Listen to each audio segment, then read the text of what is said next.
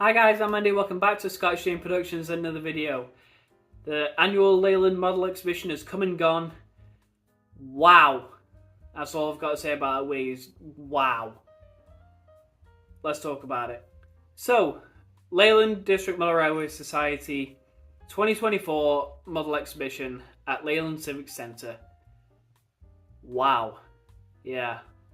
I'm going to be saying that a lot because, whoo! Despite everything that happened, what a show. What a show. If you came along to the show, you can't deny David did an incredible job despite all the curveballs and everything, all the drama that came his way. He did an incredible job, and I'm very glad to be part of the team that he had a trust and a faith in to make the show as good as it was. So, very well done to Dave. Very well done to everyone. So let's talk about what happened and what happened on my end. So, setup day. I rocked up about 10:30, 9:30. I can't remember what time it was. It was a long weekend. I was exhausted. You'd think running trains wouldn't be that tiring, but I was exhausted. I got home after day 2 and just went flat out. So, setup day, what happened? We arrived. We started moving stuff about from the previous event that had left stuff how they wanted it. Started moving things around, tables, chairs, got everything set up.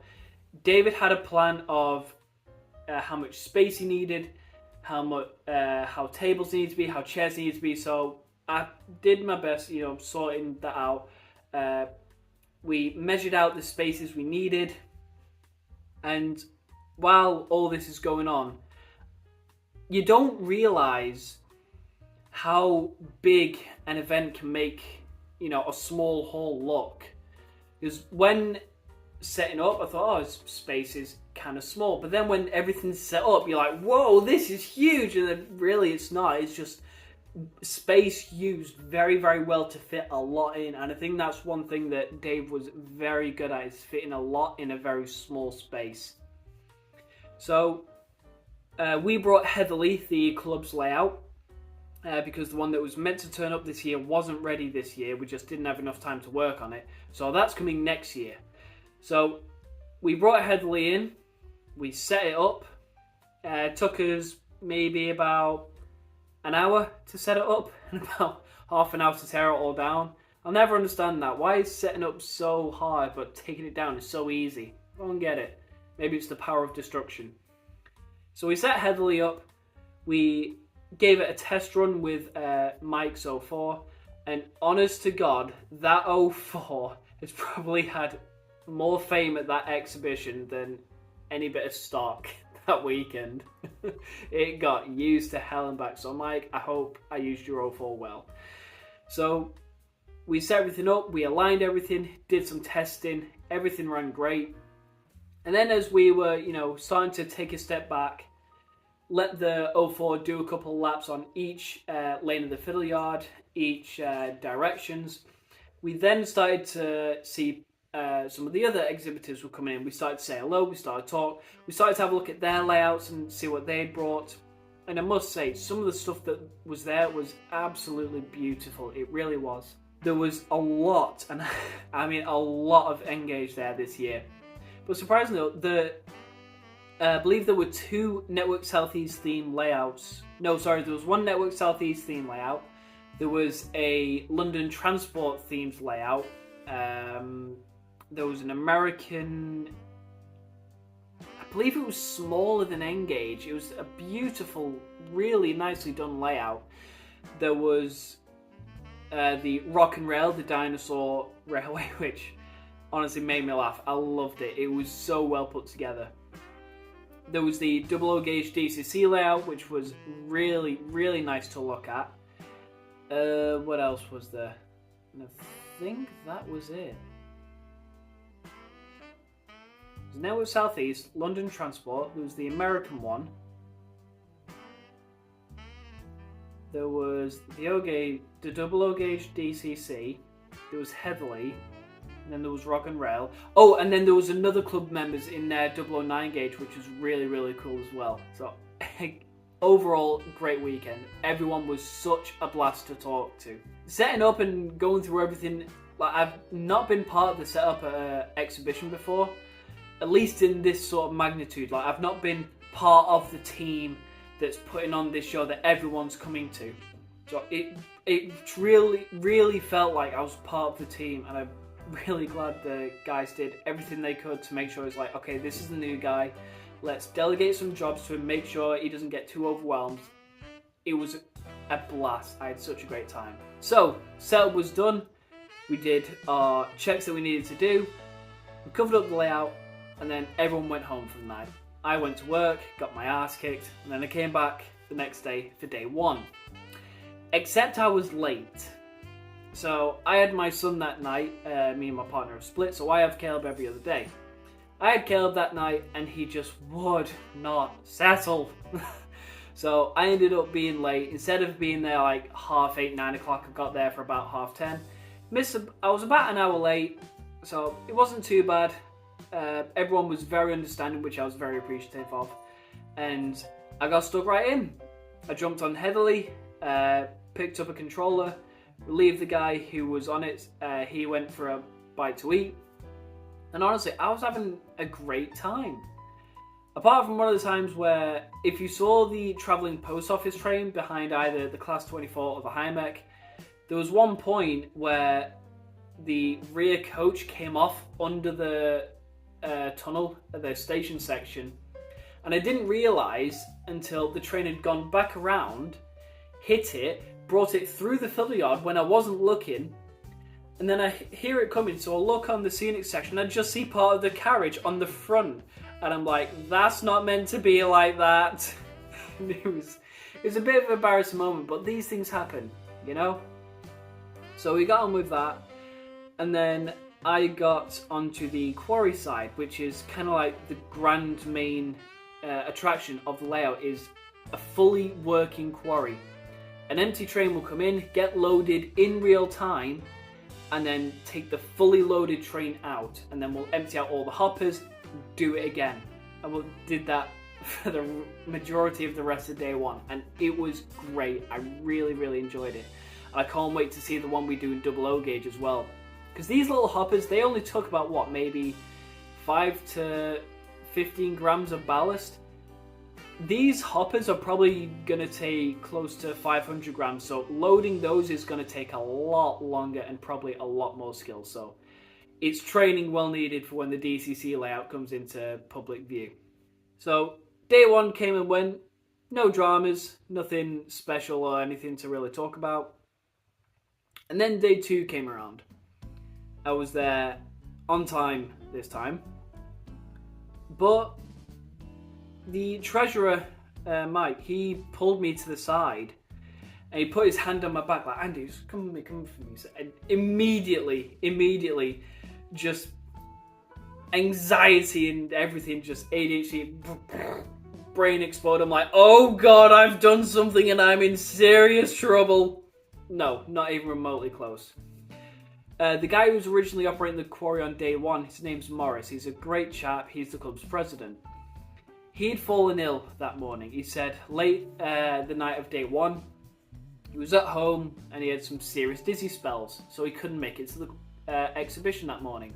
So apparently he phoned up the treasurer and said, look, can you get Andy to operate the quarry today? I'm not well enough. You can come get my stuff. Let him use it. And this really was sort of like an eye-opener. It's like, holy hell. These guys trust me enough to be loaned their stock to operate on the layout in absence of one of the more experienced members. And I genuinely felt like almost a bit of pride. Like, I'm not trying to inflate my own ego here, but this was the first exhibition I'd ever done with the club, the first public running I'd done on the layout, and instead of one of the other members who'd operated the layout before, he said, hey, this guy did it yesterday, I'm sure he can do it again today until I feel better. And fair to say, I think I did a really good job. You know, I only had one instance where we have a tub of ballast to load the the dispenser, and I left it on the entire running section of the fiddle yard. One of the guys marched over, picked it up, plonked it on the side where it needs to be, gave me that little angry scowl, look where you're pointing that thing. I'm like, I'm sorry, I'll be better, I'm sorry. And fair to say, I did do better for the rest of the show. And Morris eventually turned up, told him what had happened. The magnetic couplers weren't working. There's a lot of work that needs doing on Heatherley. That's why we were trying to bring a different layout this year, but we just didn't have time. The wire that the little battery operated bus runs on needs sorting out. The road needs repainting. Stuff needs realigning. Isolating sections need working. The magnetic uncouplers need working.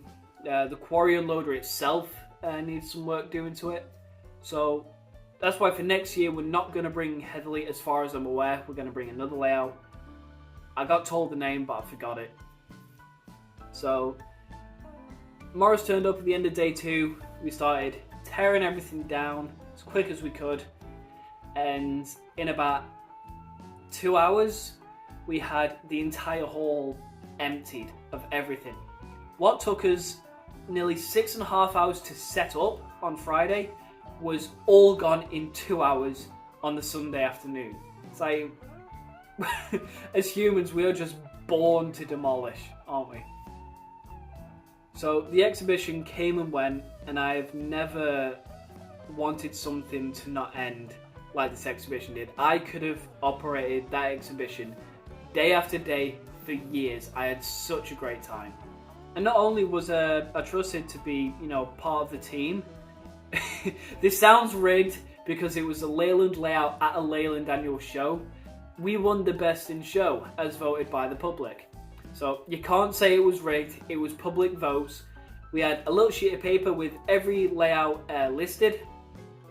You could tick it, cross it, it's however you wanted to mark that that's your vote. And it was put in a box, it was counted Sunday afternoon, and Heatherley won best in show.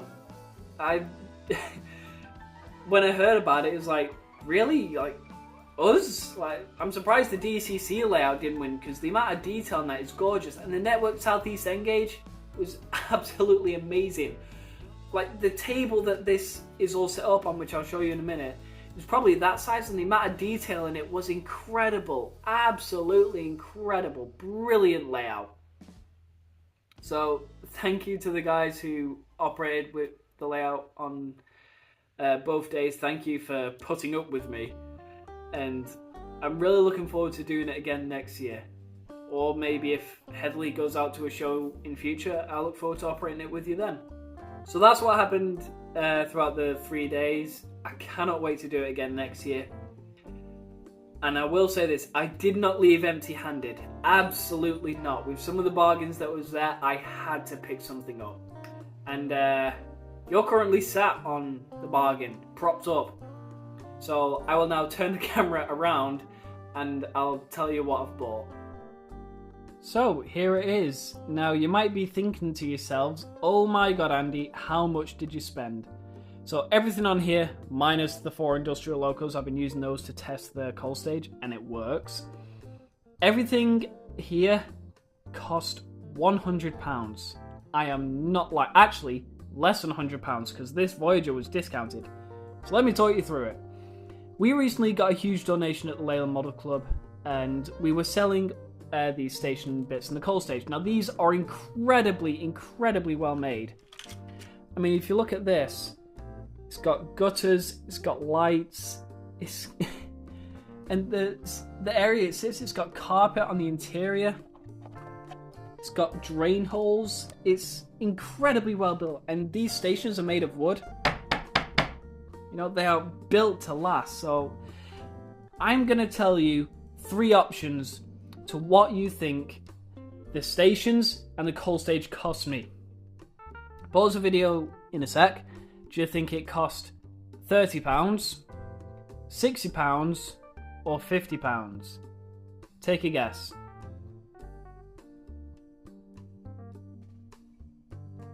The answer is £30. I paid £10 for this, £10 for that, and £10 for that. when I saw the price tag on the second-hand saw, I said, surely that's not right. I looked at the treasurer and said, is this right? Is this really for a tenner each? And he said, yeah. I was like, why? He said, because I want to get rid of it. So I bought it because there was no way I was going to pass up on an opportunity such as this. Now, I know what you're thinking. I already have a huge platform on Silson Steam Railway. No, Fiddler's Branch. Silson Steam Railway is a different project. I already have a huge station on Fiddler's Branch. Well, I'm changing how the station works because I despise those Bachmann Steencraft platforms. So instead, it's going to get replaced with this much smaller, much more compact station. And I can still more or less fit a 4-car Voyager in it. So no dramas there, no worries. So the station is going to replace and go in the same spot to where the current one is. The freight loop will still exist, but I now have extra platforms and I have a pilot siding. So that means the huge 2 into 6-way points that I have, I might have a use for other than the fiddle yard. The coal stage at the back, I have an idea for where that's going to go, but I'm not going to tell you yet. The layout that is going to replace Headley at next year's exhibition will eventually get built and move downstairs in the club room, and then my layout is going to take its place there. When it does, all this is going to get placed down.